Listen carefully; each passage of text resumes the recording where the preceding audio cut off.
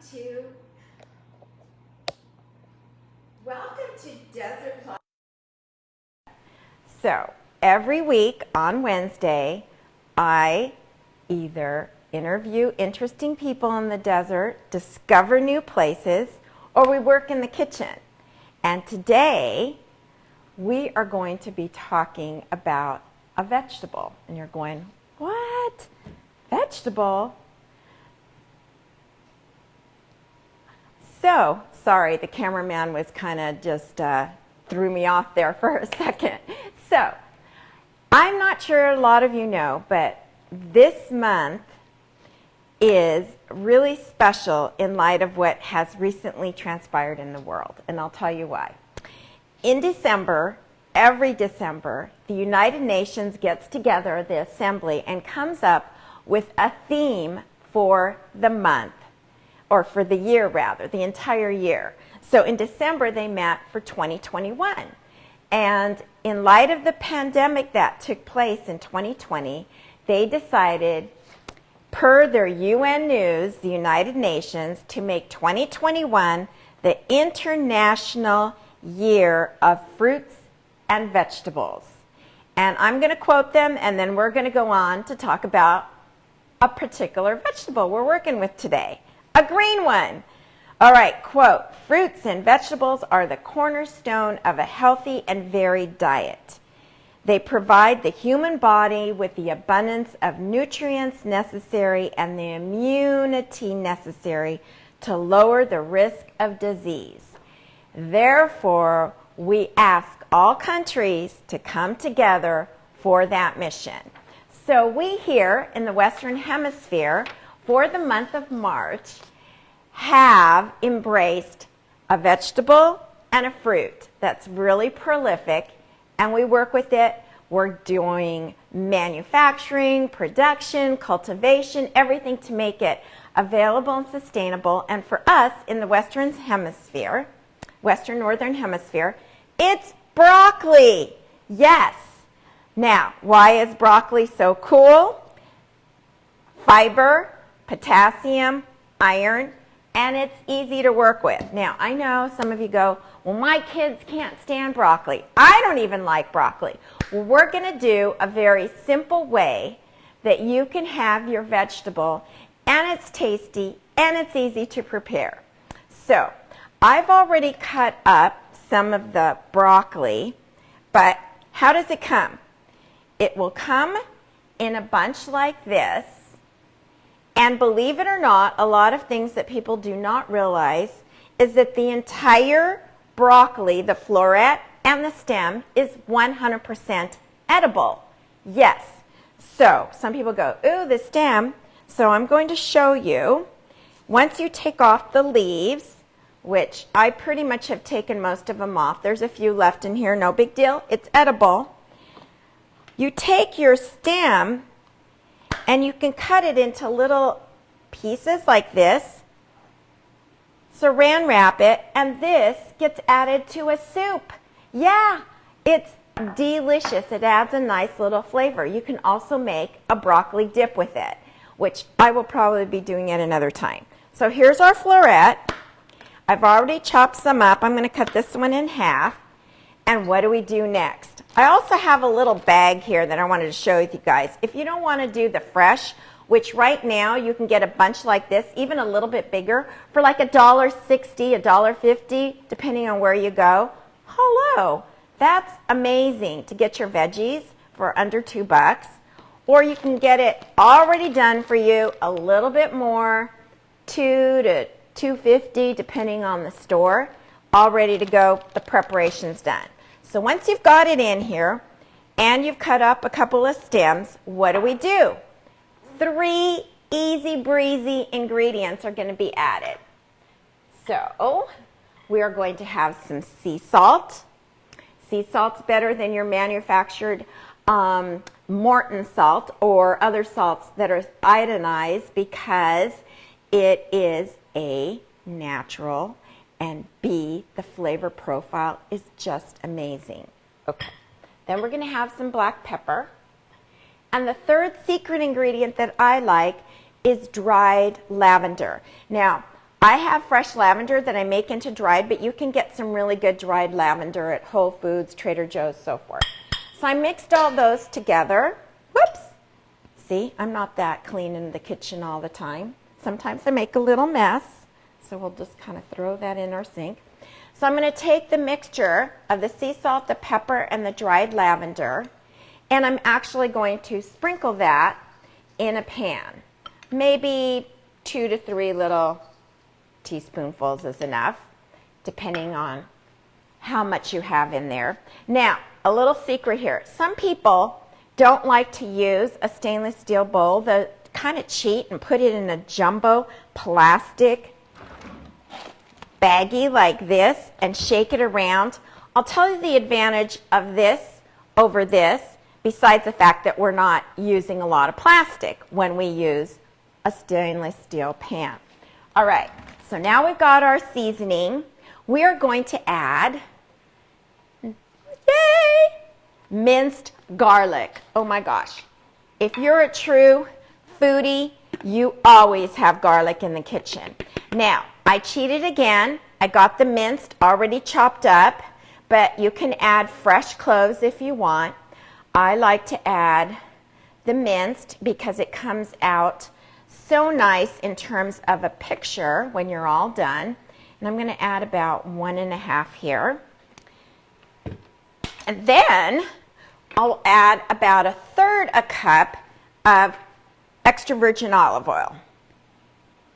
By the way, while I'm doing this, one of the questions I get asked a lot is, Maria, what do you drink when you are in the kitchen? Do you have wine? Do you have tea? Do you have coffee? Well, over here, I have my coffee cup, but in it, I keep, in the morning, about 1 ounce of my favorite fruit juice, okay? Natural adaptogens. What are adaptogens? They're botanicals. What are botanicals?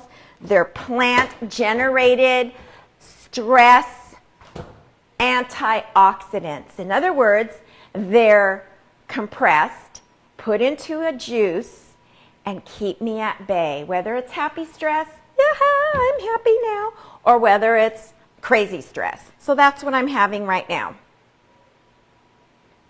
Love it. Okay, so I've added my olive oil, I've added my garlic, I've added my 3 ingredients. Now, here's the fun part. Here's where the kids can come in. If their hands are clean and your hands are clean, I like to just get down and dirty. Did I add my olive oil? I don't think I did. I don't recall. Yes, I did. I think I threw it in there just before I went to go get my, see why I need to have some little mental clarity here with that juice? Keep my mind in bay. All right, so now I've tossed it around. Wipe off the hands. And we're going to put all this, and the reason that I like to use a stainless steel pan is because in the baggie, the garlic's going to stick to the plastic.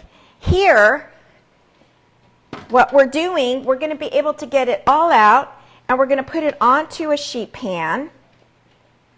Rubber spatula comes in handy. We'll pull out all the goodies from the garlic and the seasonings that we had there. And only because I think it might need a little bit more, I'm going to do a light sprinkle overall. So there we go. And this is going into the oven. Our roasted veggies. It's always better, if at all possible, to roast your vegetables. It's going to retain the nutrients versus boiling them. And of course, they won't be as munchy, and this is where the kids will come in and love it later because there's some crunch, and we're going to add something to this. So we're going to put this in the oven at 425 for about 20 minutes. Now, while that's in the oven, what are you going to do? You are going to get your hands on 2 beautiful Meyer lemons. Actually, you only really need 1, but I'll tell you why we're going to have 2. And we're going to cut that in half. So rinse this off from my broccoli here. And the Meyer Lemon, why that versus a regular lemon? The Meyer Lemon has a sweetness that is unbelievable. And right now, they're also one of the fruits that are readily available. So we're going to squeeze that into a sieve to catch the seeds. And this is all going on while your broccoli's in the oven. And actually, one lemon, a nice sized one, is enough. But I'm going to go ahead and half a lemon rather, but I'm going to do one lemon because you can always save this. Keeps really nice. So we're going to have our lemon. Seeds there. And then we're going to take the other lemon and get a little zest. And the zest is done by taking the peel and using a grater and just grating probably about one side only down to the wire. And luckily my hands are clean. I'm going to take that zest. We only need a sprinkle of it because it's really strong. Okay, and that'll be on our board. You can do more. It'll be nice, but I think we only need a little sprinkle here. And then Parmesan cheese, and then the secret ingredients for the kids. So what are we going to do? When this is done in the oven, it's going to look like, and this has been cooled, so I can use my hands. I don't need a mitt. This is what our roasted veggies is going to look like. Notice it's shrunk down a little bit when it's roasted, which is why you need a nice bunch and a half. This is perfect for the two of us. So what I'm going to do is take this, and I always like to use a nice white dish when I'm using the broccoli because it'll kind of show it off, shall we say, because it's all about presentation. You want your family to want this. So we're going to put this on it's been cooled. It came out of the oven. It's been roasted. Nice and green and crunchy. This in my oven was about 18 to 20 minutes. And notice the garlic has a nice little coloring to it. So now what I'm going to do is take my lemon juice, put that on top, and this is where the kids come in. The kids can help you with taking the lemon zest, and one of them can go, "Oh, Mom, let me do this. Woohoo, have fun." They're going to sprinkle a little lemon zest. That gives it some color. Then I've got some Parmesan, which I got at Costco, so you get a nice size, and it's really a good quality. I'm going to sprinkle some Parmesan. And the favorite part to make the kids want to eat it, sunflower seeds. Yes, the kernels.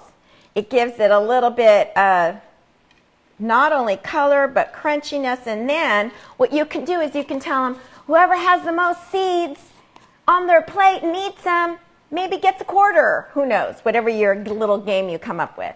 And finally, the Italian in me wants to put a little dab of olive oil. Now, if you really want to make it festive, you can take your lemon that you had used, cut it in half, cut the bottom so that it has a flat bottom, put it on the side, take your fresh rosemary, which we have some in our garden, put it on the side, and you've got a festive dish. This is enough for at least 2 people, or 1 if that's all you're going to have. And this is what we are trying to promote this year to support all of the countries in the theme of United Nations International Quest for Health and Nutrition. How amazing is that? In some ways, we need to have a challenge come into our life. It was unfortunate what has happened with our global health experience and crisis, but as a result, people are coming together, getting more aware of let's create an environment, a place where people can be happy, healthy, and have hope for their children and their future. So I commend the United Nations for doing that. And in my small way, I want to contribute by eating healthy, sharing with you a healthy meal. So if you enjoyed this, you'll find other things like this on Desert Life with Maria on YouTube. And I'm always open to your suggestions of what you would like me to offer you. So see you next week on Desert Life with Maria. Bye.